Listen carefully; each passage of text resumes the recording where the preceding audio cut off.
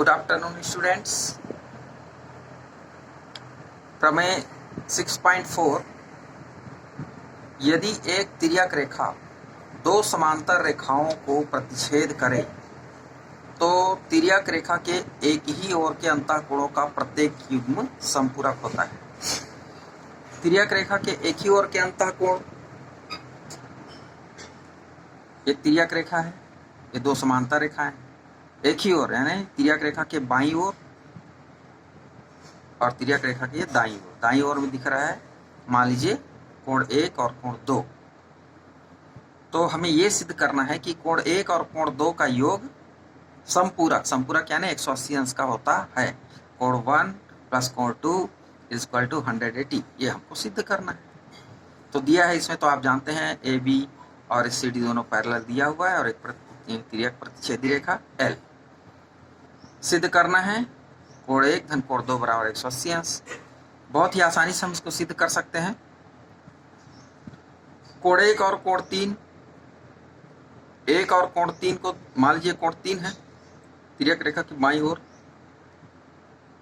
तो आप देख रहे हैं दोनों मिलकर के एक सीधी सरल रेखा बना रहा है और सीधी सरल रेखा का कोण 180 अंश होता है, इसलिए हम कह सकते हैं कोण 1 धन कोण 3 बराबर 180 अंश। अब आप देखेंगे कोण 2 और कोण 3 बराबर होता है। अगर दो समांतर रेखा के एक तिर्यक प्रतिच्छेदी रेखा प्रच्छेद करे तो एकांतर अंतःकोण बराबर होते हैं। तो यहाँ पर एकांतर अंतःकोण कौन कौन सा है? 2 और 3। तो 2 और 3 को बराबर कर सकते हैं एकांतर कोण। तो 2 धन 3 बराबर है, कोण 2 और कोण 3 बराबर हैं एकांतर कोण की परिभाषा से। अब हम इसको समीकरण 1 समीकरण 2 मान लिए, तो इस कोण 3 के बदले हम कोण 2 लिख सकते हैं। तो कोण 1 धन कोण 2 बराबर 180 अंश और इति सिद्धम। इस तरह से बहुत ही आसानी से हम इसको सिद्ध कर सकते हैं। इस 6.5 प्रमेय को लिख लीजिएगा। इसमें दिया हुआ है कि दो समांतर रेखाएं हैं और एक तिर्यक प्रतिच्छेदी रेखा L है। तो सिद्ध ये करना है, हमको सिद्ध ही करना है कि ए बी और सी डी रेखाएं समानांतर हैं। दिया गया है इस प्रमेय में कोण 1 और कोण 2 का योग 180 अंश है। मतलब इससे पहले जो प्रमेय देखे हैं उसका विलोम है। तो पहले से दे दिया है कोण 1 और कोण 2, कहने का मतलब तिर्यक रेखा के एक ही ओर के अंतःकोण का योग कितना है? 180 अंश है, दे दिया है। तो ये दोनों सरल रेखाएं, ये जो रेखाएं हैं जिसको प्रतिच्छेद कर रही है ए बी और सी डी, ये समानांतर होंगी, हमें सिद्ध करना है। तो उत्पत्ति में कोण 1 धन कोण 3, कोण 1 और कोण 3 फिर वही बात, कोण 1 और कोण 3 180 अंश का होगा। रैखिक युग्म है, एक सरल रेखा बना रहे दोनों कोण मिलकर के। तो इस तरह से कोण 1 और कोण 2, कोण 1 और कोण 2 भी 180 अंश होता है। इसके पहले हमने सिद्ध किया है कोण 1 और कोण 2, यहाँ पर दे दिया है कोण 1 धन कोण 2 बराबर 180 अंश, कोण 1 और कोण 3 बराबर 180 अंश, रैखिक युग्म। तो इस तरह से इन दोनों समीकरण से हमको पता चलता है, इसको नंबर 1 और इसको नंबर 2 दे दीजिए। तो ये कोण 1 और कोण 3 भी 180 अंश, कोण 1 धन कोण 2 180 अंश, तो दोनों आपस में बराबर होंगे। कोण 1 धन कोण 3 बराबर कोण 1 धन कोण 2। कोण 1 और कोण 1 दोनों साइड में है और बराबर है, तो कोण 1 एक जैसे है, तो इसको कैंसिल कर देंगे। तो कोण 3 बराबर कोण 2 एकांतर कोण है। तो हमने क्या सिद्ध कर दिया? कोण 3 और कोण 2 बराबर हो गए। और अगर अंतः एकांतर कोण बराबर हो जाता है तो दोनों रेखाएं क्या होंगी? आपस में समानांतर होंगी। एकांतर कोण बराबर है, अतः A B parallel to C D. इस प्रकार से इसको भी आसानी से हम सिद्ध कर सकते हैं। अब देखते हैं प्रमेय 6.6, वे रेखाएं जो एक ही रेखा के समानांतर हों परस्पर समानांतर होती हैं। यहां पर 3 रेखाएं हैं, R, रेखा M और रेखा K, और एक तिर्यक प्रतिच्छेदी रेखा L। R पैरेलल है K के, M भी पैरेलल है K के। तो कहना सिद्ध ये करना है कि R और M आपस में पैरेलल होंगे। कहने का मतलब R parallel to M, M parallel to K, R parallel to K। तो सिद्ध करना है कि तीनों रेखाएं आपस में समानांतर होंगी। तो उत्पत्ति एकांतर कोण बराबर हों।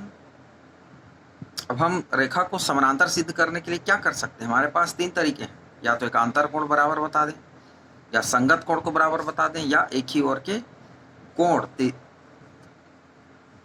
तिर्यक रेखा के एक ही ओर के कोण का योग क्या होना चाहिए? 180 अंश होना चाहिए, संपूरक होना चाहिए। तो दे दिया है R parallel to K, R समानांतर है K के, M समानांतर है K के। तो R समानांतर है K के, तो संगत कोण बराबर होंगे, 1 और 3 समानांतर होंगे, संगत कोण है, तो संगत कोण बराबर होंगे 1 और 3।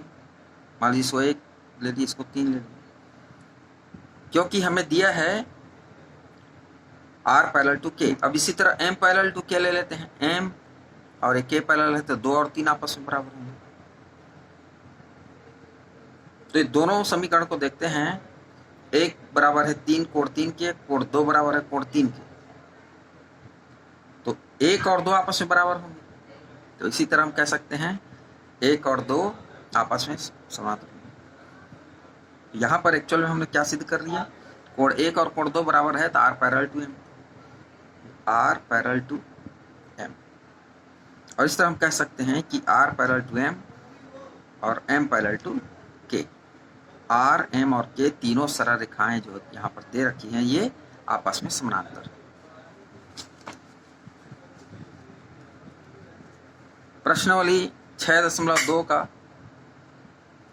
पहला प्रश्न, क्या आकृति दे रखा है 6.28 में x और y के मान ज्ञात करना है। यहाँ पर x और y ये अंतः एकांतर कोण है, इसका मान हमको ज्ञात करना है।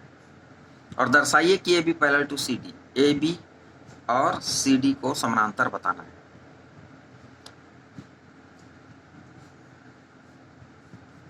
यहाँ पर आप देख रहे हैं कोण x और 50 अंश का कोण, ये दोनों मिलकर एक तिर्यक एक रैखिक युग्म बना रहा है, सरल रेखा है। तो हम कह सकते हैं x धन 50 अंश बराबर कितना हो जाएगा? 180 अंश।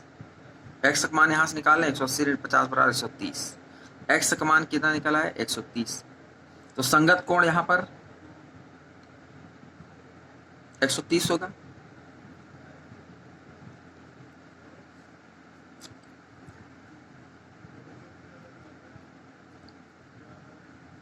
x का मान 130 हो गया, तो y का मान भी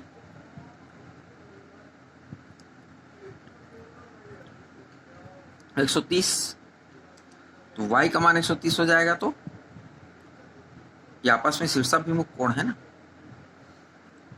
तो शीर्षाभिमुख कोण होने की वजह से y का मान भी क्या हो जाएगा? 130 हो जाएगा। जैसे ही x का मान निकलेगा तो आप y का मान निकाल सकते हैं, क्योंकि ये दोनों आपस में बराबर होंगे। तो x बराबर y बराबर 130 अंतः एकांतर कोण है, और अतः AB parallel to CD, AB और CD दोनों पैरेलल हुए।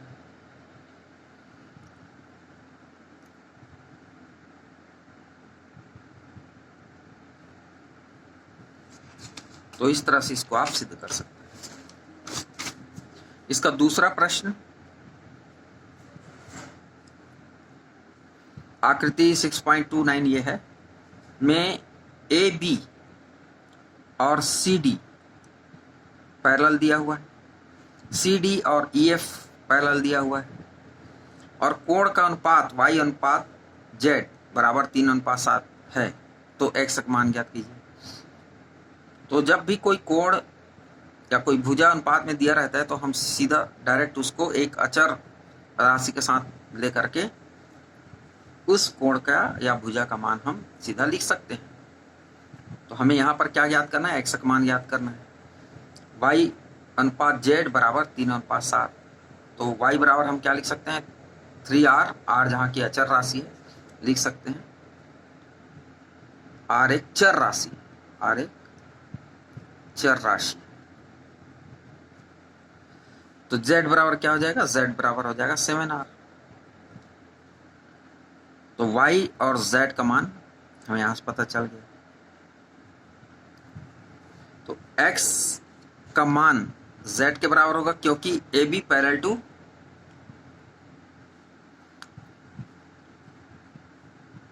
CD और CD पैरेलल टू EF। इसके पहले ही हमने सिद्ध किया था। एक सरल रेखा किसी एक दूसरे सरल रेखा के समानांतर हो और एक और सरल रेखा अगर फिर उसी रेखा के समानांतर है तो दोनों रेखाएं आपस में बराबर होंगी। कहने का मतलब तीनों रेखाएं आपस में समानांतर होती हैं। ये हमने सिद्ध किया था इसके पहले। तो इस हिसाब से हम कह सकते हैं जो दिया गया है उसके हिसाब से ये तीनों रेखाएं आपस में समानांतर हैं। तो हम ये कह सकते हैं कि x और z भी अंतः एकांतर कोण है, वो आपस में बराबर। तो x धन y, और जब तिर्यक रेखा के एक ही ओर के कोण का योग 180 अंश होता है तो x धन y बराबर क्या हो जाएगा, 180 अंश।